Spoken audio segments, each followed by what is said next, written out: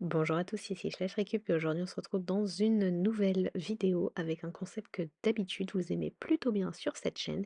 Il s'agit de mon avis sur les Schlech 2026. Et petite nouveauté pour cette vidéo, j'ai décidé de mettre en place un système de notation pour avoir un classement des Schlech 2026. Donc cette année, Schlech nous a sorti 3 étalons, 2 ongres, 4 juments et 2 sets avec un ongre pour l'un et un étalon pour l'autre. Donc pas de poulain pour cette année et assez peu de sets. Commençons avec la dernière place de ce classement. Beaucoup ne seront certainement pas d'accord avec moi, mais j'ai décidé de mettre la jument très suédoise du Nord. C'est la seule race de trait de 2026 et d'habitude c'est des races que j'affectionne plutôt bien chez Schlech. Mais cette année, au niveau de la robe, bon, c'est un B, tout ce qu'il y a de plus classique, il n'y a pas vraiment de nuances, c'est dommage. Et les taches sont vraiment grossières et vraiment que au niveau du flanc. Donc je trouve ça vraiment dommage. La position reste très basique, par contre j'aime plutôt bien les crins et notamment les détails au niveau de la queue, mais elle reste quand même très très peu détaillée à mon sens. Point positif, elle représente plutôt bien sa race et je trouve que cette année Schlech a vraiment fait des progrès là-dessus. Direction le Portugal avec l'étalon lusitanien en 10e position. Donc, c'est un cheval noir, tout ce qu'il y a de plus classique, il n'y a pas de nuance, mais ça s'entend. Après, je suis pas très très fan de ses sabots gris. Sa position, bien que assez originale, je vois ce qu'ils ont essayé de faire, mais je trouve que dans les faits, ça rend un petit peu étrange. Au niveau des détails, la marque en tête est plutôt sympa. En termes de réalisme, je trouve qu'il ressemble plutôt bien, à l'étalon lusitanien, notamment au niveau du port de l'encolure et encore une fois, sa position est assez originale. On part dans le pays voisin, c'est-à-dire l'Espagne, avec un remake de l'étalon andalou dans un set. Donc j'étais déjà pas très fan de ce moule. En B, je le trouve un petit peu mieux, je dois avouer. La robe n'est toujours pas nuancée, malheureusement. La position, toujours assez basique, mais elle reste sympa. Il a un petit labre sur le nez qui est vraiment assez mignon et j'ai l'impression qu'ils ont remis un petit peu blanc dans l'œil, mais je sais pas trop dire si c'est l'effet de la photo ou pas, mais j'espère rêver. En termes de réalisme, il représente assez bien l'Andalou. On traverse ensuite l'Atlantique vers les États-Unis avec le remake de l'ongle Saddlebred dans un set également. Au niveau de sa robe, il s'agit d'un alezan qui n'a pas l'air d'avoir trop de nuances.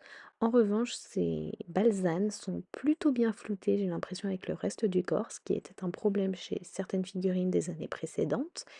Au niveau de la position, il reste bon, à l'arrêt assez basique, mais c'est plutôt original ce genre de race. En termes de position, on ne le retrouve pas souvent chez Schlech. Les détails, il y en a assez peu, mais j'aime beaucoup beaucoup sa marque en tête avec le labre sur le nez. On n'a pas souvent ces détails-là chez Schlech. Au niveau du réalisme, comme vous pouvez voir sur la photo à gauche, il ressemble très très bien à sa race. Et si je ne me trompe pas, c'est une race qu'on n'a pas trop l'habitude de voir chez Schlech, donc ça c'est un plutôt très bon point.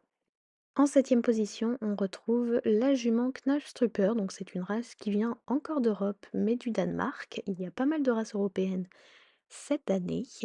Donc, au niveau de sa robe, bon, je n'aime toujours pas les robes des Knallstrupper. J'ai assez de mal avec les chevaux qui sont blancs avec uniquement des petites taches. Et en plus de ça, les taches sont assez grossières, même si on a déjà vu pire, notamment chez les Appaloosas d'il y a quelques années. Toujours au niveau de sa robe, je n'ai vraiment jamais vu un cheval qui avait le bout comme ça, des pattes à la place des balsanes blanches, des balsanes un petit peu fauves, ça a l'air limite rosé sur la photo, donc très étrange.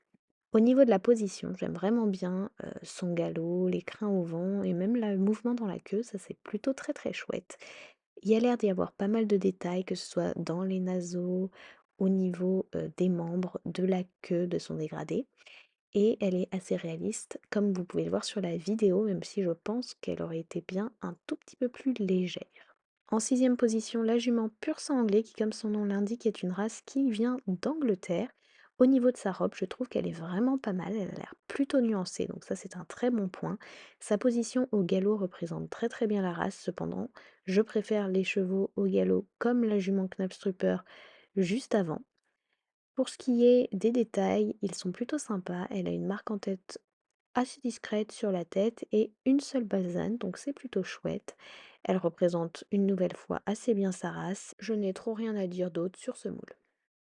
On rentre dans le top 5 avec l'Hongre KWPN, une race plutôt typée dressage qui nous vient des Pays-Bas. Donc, au niveau de sa robe, une nouvelle fois, elle est plutôt très très bien nuancée. La position, bien que assez basique, reste assez sympathique. Il fait vraiment cheval de dressage. Au niveau des détails, ils sont une nouvelle fois assez sympas.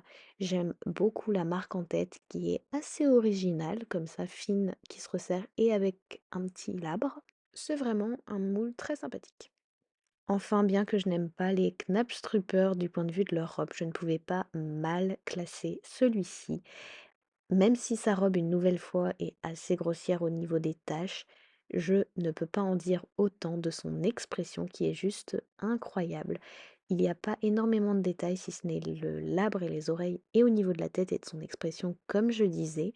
En revanche, il est très original et il aurait gagné peut-être à être un petit peu plus léger pour mieux représenter les standards de sa race. On attaque maintenant le podium avec en troisième position la jument Mustang. Je ne peux pas m'empêcher de penser à Rivière de Spirit quand je la vois.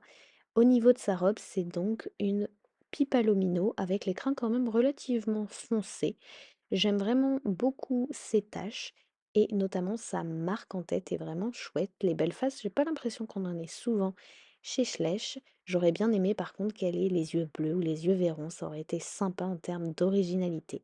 Pour ce qui est de sa position, elle est vraiment relativement basique. Son encolure est un petit peu vers l'arrière, j'ai l'impression, donc bon, pourquoi pas. Après, j'aime vraiment beaucoup le mouvement qu'ils lui ont fait dans les crins. Pour ce qui est des détails, outre sa marque en tête et le bout du nez qui est assez bien rosé, je trouve que c'est assez sympa d'avoir des balsanes plus courtes à l'arrière que à l'avant. En deuxième position, nous avons les talons pur sang anglais en alezan.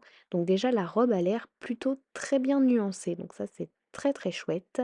Au niveau de la position, je la préfère à celle de la jument pur sang anglais. Le galop, je le trouve plus fluide. L'encolure, en plus, est un petit peu plus remplie.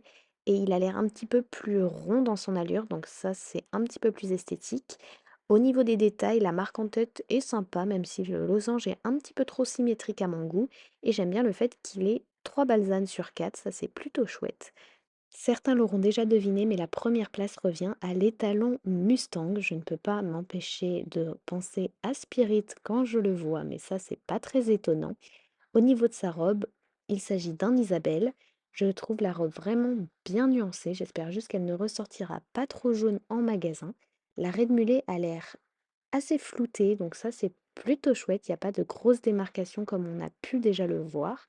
Au niveau de la position, c'est un cheval cabré, les crins au vent. Je trouve vraiment la position bien faite et puis on n'a pas l'habitude d'avoir des chevaux cabrés chez Schleich à mon sens. Au niveau des détails, c'est vraiment pas mal. Le bout du nez gagnerait peut-être à être un petit peu plus flouté. Donc gros coup de cœur sur ce moule. Sur ce, c'est déjà la fin de cette vidéo. J'espère que le concept vous aura plu. N'hésitez pas à me donner votre classement et votre podium dans les commentaires. Et je vous dis à très bientôt dans une prochaine vidéo.